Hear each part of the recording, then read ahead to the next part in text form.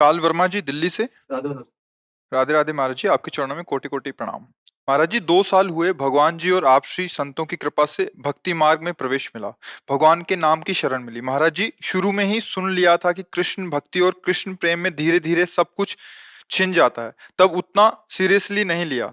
अब इधर सब कुछ धीरे धीरे छिनता जा रहा है और कृष्ण प्रेम भी अभी प्राप्ति वैसी नहीं मिल पा रही। महाराज जी, कृपा मार्गदर्शन। तुम्हारा था क्या जो छिन गया, हमें बताइए भाई। रिपोर्ट तो हम तब कर सकते हैं जब हमारी कोई वस्तु छिनी हो। आपका था क्या, हमें बता दीजिए। आपने क्या रचना की और आपका क्या पुरुषार्थ था? किसमें? पांच भौतिक शरीर में, ये पंचभूतों से बना हुआ, या आप में है? आप भगवान के अंश हैं। क्या पुरुषार्थ? अगर वो एक आंख हटा देते हैं, उनकी मौज की बात है, वो एक से दिखाना चाहते हैं, उनकी वस्तु है ना। आपकी क्या, हमें बता दो। आपका क्या है? आपका क्या है, आप बताइए। पढ़े लिखे गए आप तो भगवान ने बुद्धि दी है ना।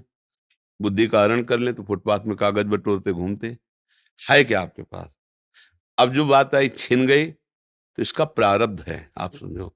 जो हम लोग कहते हैं भगवान सर्वस्व छीन लेते हैं, उसका तात्पर्य होता है मन और इंद्रियों को भगवान में समर्पित होना। भगवान अपने बच्चों की बाहरी लीलाओं का, खेल खिलौनों का विनाश नहीं करते। भाव को समझिए। अवश्य में भोक्तव्यम कृतम कर्म शुभाशुभम। अभी आप उस कोटि के शरणागत नहीं कि आपके शुभ और अशुभों का विनाश हो गया हो, समझना। आप खुद स्वीकार करते हैं 2 वर्ष से भक्ति में। अब किस कोटि की भक्ति है 2 वर्ष में जागृत हो गई वो, आप देखो। इसके पीछे क्या होता रहा जन्म जन्मांतरों में, इसी जन्म में आप देखो। तो जो बोया है पीछे साल की फसल, खाना तो पड़ेगा ना। और उसमें कह दें कि हमने बम्बूल बोया था, कांटे आ रहे हैं, भगवान ने जब से भक्ति शुरू की तब से कांटे खाने को मिल रहे हैं। गलत बात। पिछले वर्ष जो आपने किसानी में बोया, इस वर्ष वही खाओगे। अब जो बो रहे हो उसे तुम आगे फसल काटोगे। अभी इस कोटि का तुम्हारा ज्ञान या भक्ति नहीं आई जिसने जन्म जन्मांतरों के संस्कारों को भस्म कर दिया हो और विशुद्ध ज्ञान से प्रकाशित हो गया हो, तो फिर प्रश्न ही नहीं आएगा कि हमारा छीन लिया क्या। भ्रम, अज्ञान, मोह, पाप। भगवान क्या छीनते हैं? ये छीनते हैं। नहीं, लड़का छीन लिया तो भ्रम ही तो था, तो कि वो तुम्हारा पुत्र है। भगवान ही तो आए थे, तुम जान पाए क्या? तुम्हारे कर्म के भोग को देने के लिए उतने समय तक वो भगवान ही अंदर आए हुए थे पुत्र रूप में। तुम भ्रम से अपना मान लिया, इसे रो बैठ के। तुम्हें भ्रम रुलाएगा नहीं। मेरा ऐश्वर्य छीन लिया, तो अनंत ब्रह्मांडों का ऐश्वर्य किसका है? भगवान का है। मुनीम बन के रहते तो ठीक से चल लेते, मालिक बन गए तो माया ने विध्वंस मचा दिया कि मायापति तो सिर्फ एक ही है, श्री हरि। तू मायापति कैसे बन सकता है? तो मेरा बेटा बेटा बन के रहता, मुनीम बन के रहता तो मालिक की संपत्ति। अगर मुनीम रहोगे तो घाटा मुनाफा में समान रहोगे। हमें तो पेमेंट मिल ही रही, जो घाटा पर वो मालिक का, जो मुनाफा हो मालिक। तो मुनीम बने नहीं, क्योंकि घाटा मुनाफा का तुम्हारे ऊपर असर हो रहा है। तुम हर्षित हो रहे हो और शोकित हो रहे हो। सिद्धांत से समझोगे तो भगवान पर कभी दोष नहीं लगा पाओगे। सच्ची मानिए। क्या छीन लिया है जब कुछ था ही नहीं मेरा? तो छीना क्या? कोरा अहंकार छीना है, हमारा अज्ञान छीना है, हमारा भ्रम छीना है। बात सत्य मान लीजिए। भगवान जैसा कृपालु कोई नहीं, अध्यात्म जैसा कोई मार्ग नहीं है। परमानंद प्राप्ति के लिए अध्यात्म मार्ग है। जब हम अध्यात्म मार्ग में चलते हैं तो इसमें एक गुप्त बात है कि अनंत जन्मों के पापों को भगवान भस्म कर देते हैं। पर जो उन जन्मों से पाप कर्म का फल निकालकर इस शरीर की रचना हुई है, वो हमें भोगना पड़ेगा। क्योंकि अब हमारी भक्ति चल रही। शरीर बनने के पहले जो हमारे कर्म थे उनके अनुसार शरीर की पूरे जीवन का फल लिख दिया गया है। इतने समय के बाद ये रोग होगा, इतने समय के बाद हाथ टूटेगा, इतने समय के बाद आंख टूट, हमारे कर्म के अनुसार। और भक्ति अब हम कर रहे हैं तो हमारी भक्ति पीछे के जो कर्म संस्कार जमा है उनको नष्ट कर दिया। आगे जो कर्म संस्कार भक्त हैं इसलिए गंदे होंगे नहीं। अगर भूल चूक से हो भी जाएं तो भगवान उससे क्षमा कर देते हैं। रात न प्रभु चित्त चूक किए की, करत सुरत सै बार ही की। हृदय से देखते मेरा भक्त है, क्षमा कर देते हैं। पर इस शरीर का जो भोग आया है इसको भोगना पड़ेगा। बड़े बड़े संतों में देखो, रामकृष्ण परमहंस जी के गले में कैंसर था। हर तरह के भोग। श्रीवास जी के आंगन में खड़े होकर महाप्रभु चैतन्य देव अपने परिकर के साथ कीर्तन कर रहे हैं और उनका पुत्र पधार गया। दासी ने कान में आके श्रीवास जी से कहा, पुत्र पधार गया। बीमार था, पधार गया। उनका दोबारा आवाज नहीं, महाप्रभु के कीर्तन में फर्क नहीं पड़ना चाहिए।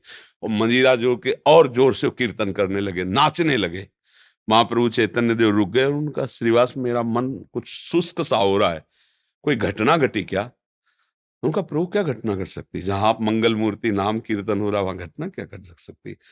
तब किसी भक्त ने बताया कि श्रीवास का बेटा पधार गया। तो उनका बताया क्यों नहीं? बोले प्रभु बताने की क्या बात है, आपका था, आपने उसे अपनी सेवा में भेज दिया।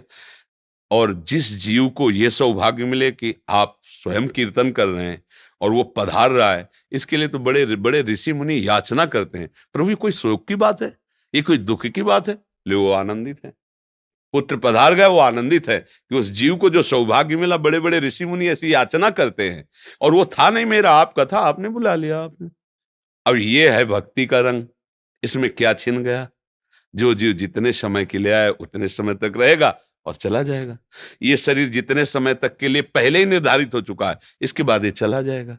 भैया, अगर विवेक से देखोगे तो भगवान की कृपा तुम्हें दिखाई देगी, अविवेक से देखोगे तो लगेगा भगवान के साथ हमने क्या बुरा किया जो उन्होंने हमारा छीन लिया। और भगवान स्पष्ट कह रहे हैं, अवश्य में वो भोक्तव्यम कृतम कर्म शुभाशुभम, भोगना पड़ेगा तुम्हें जो तुम कर्म कर रहे हो। एक उपाय है, ऐसी शरणागति प्राप्त करो कि अहम भी समर्पित हो जाए, तो सब भस्म हो जाएगा। अभी उसमें प्रवेश ही नहीं हुआ है, उस शरणागति में तो प्रवेश ही नहीं हुआ। जिसे शुद्ध परमार्थ कहते हैं, उसका ककारा भी नहीं आता है, तो वो बात तो बनी नहीं। तो इसलिए बात को अंदर से हटाओ कि भगवान छीन लिए, भगवान कृपा कर रहे हैं, सच्ची मानो। हमारे जितने कर्म अगर वो हम पर टूट पड़े, हाँ, तो एक श्वास लेने लायक नहीं, हम ऐसे ऐसे कर्म किए हैं। इसलिए भगवान की कृपा मनाओ और भक्ति में आगे बढ़ो। तब तुम जब ऊंचाई पर पहुंचोगे, फिर देखोगे कि पीछे की भी बात को, तो हर कदम में कृपा दिखाई देगी आपको। ओहो, बचा लिया भगवान ने, कृपा की भगवान ने। अगर हमारे अनुकूल परिवार मिलता, अनुकूल संपत्ति मिलती, तो भोगों में फंस जाता, कभी इस आनंद को प्राप्त। कितने कृपालु भगवान, आपने मुझे वो दिया ही नहीं जिसमें फंसा जाता है, मुझे दिया ही नहीं। बड़े कृपालु, आपकी जय। ऐसे मनाते। अभी राग है भोगों में, परिवार में, संसार में, तो हमें लगता है कि भगवान बहुत बुरा करने वाले हैं। एक ऐसे हैं कि जो उनकी ज्यादा आरती पूजा करता है उसी की वो धुल देते हैं, उसी को पिटवा देते हैं, उसी को कष्ट। ऐसा नहीं है। वो जो दिखाई आपको दे रहा है, वो इसलिए दे रहा है कि अब आखिरी है, अनंत जन्मों का हिसाब इसी जन्म में होके खत्म खेल, अब हमें प्रभु के पास जाना है। ये बात अगर आप देखोगे तो आप रो पड़ोगे कि जिन कर्मों को मैं लाखों जन्म भोगता फिर भी नहीं काट पाता, उनको भगवान ने इसे चुट पुट थोड़ा बारा कष्ट दे के निपटा दिया और अपने पास बुला रहे हैं। बड़े कृपालु भगवान हैं। तो हमें तो कृपा ही कृपा नजर आती भैया। भगवान पर दोष करने का तो हमें कभी समझे में नहीं आया। अगर आता तो हम कह देते हैं, ऐसा कह देते हैं हम, पर हमने आज तक ऐसा नहीं देखा है। जब कभी कहीं कोई हृदय में जलन हुई तो मेरे विचार की कमी हुई, मेरे आचरण की कमी हुई, मेरे भगवान की नहीं। सच्ची कहता हूं, उनका ऐसा प्यार है, उनका ऐसा दुलार है, मतलब करोड़ों प्राण हो तो भी उनके आगे बलिहार है। जहां मैं जला हूं वहां मेरी सोच गलत हुई है, मेरी चेष्टा गलत हुई है, वहां मैं जला हूं। उनकी कृपा में कहीं जलन नहीं है। हमसे गलती हुई है, तब इस बात का मुझे बोध हुआ बाद में कि ये हम गलत चिंतन किए, ये गलत हमारी चेष्टा थी, इसलिए मुझे वो जलन हुई। वो भगवान की तरफ से नहीं, वो क्रिया का फल है। भगवान की तरफ से तो कृपा ही कृपा है, कृपा ही कृपा है। बोलो हमारे ऐसे कोई पुण्य है कि हम वृंदावन आने लायक हैं? सोचो जरा, जिस वृंदावन के लिए बड़े बड़े महापुरुष, जो रज शिव सनकादिक याचत, सो रज शीस चढ़ाऊं, किशोरी तेरे चरणन की रज पाऊं। भला इस रज में हम आने लायक? श्री राधिका कृपा बिन सबके मनन अगम, मन से भी नहीं सोच सकते वृंदावन। आप तन से आए हो वृंदावन, आपके ऊपर कितनी कृपा लाडली की। यदि वो छीनने वाले होते तो तुम्हें भेजते ही नहीं यहाँ। सोचो। अच्छा, हनुमान जी को देख करके विभीषण जी के हृदय में भा कि अब मोहि भाव भरोस हनुमंता, बिनु हरि कृपा मिल। आप संत समागम में बैठे हैं, अहो भाग्य। सुत दारा धन लक्ष्मी, पापियों के घर होए, संत समागम हरि कथा, तुलसी दुर्लभ। भगवान ने छीना नहीं, आपको दिया है। दुर्लभ मनुष्य दे, दुर्लभ सत्संग, दुर्लभ भगवान नाम, ये सब दिया है। आप देने पर नजर करो। जो छीनने की बात करे वो विनाशी है, वो अपने समय से नष्ट हो जाएगा, उसे कोई छीनता नहीं है। बर्फी रख दो जो बहुत बढ़िया दिखाई देती, 2-4 दिन में ऐसी फफूंदी और दुर्गंध हो जाए, क्योंकि उसका स्वरूप ही यही है, खाने क्या देखने लायक नहीं रह जाएगी। देखो एक समय चिकने चुपड़े बच्चे थे, जवान हुए, झुर्रियां पड़ रही, मरने की दशा आ रही, ये भगवान थोड़ी कर रहे हैं, ये इसका स्वभाव है भैया। फूल है, फल लगा, पका, गिरा, खाया गया, मल बन गया, नहीं खाया गया, सड़ गया। ये यहां ये सिस्टम है, परिवर्तनशील, विनाशमय, ये सिस्टम है। इसको दोष नहीं दिया, ये सिस्टम है। हर लोग का अलग अलग सिस्टम है, ये यहाँ का सिस्टम है। वही तुम्हारे साथ जब हो रहा, तुम्हें लग रहा भगवान छीन रहे हैं, तो यहां कुछ अविनाशी हो तो मुझे बताओ। कुछ अविनाशी, प्रभु ने अविनाशी चीज तुम्हारी छीन ली हो तो हमें बताओ। जब भगवान लिख दिए हैं, मान लो आप जाओ किसी पुस्तकालय में और कह दो जरा एक इंजेक्शन, 2 टेबलेट और वो जरा, तो कहेगा भैया लिखा क्या देख लो इसमें।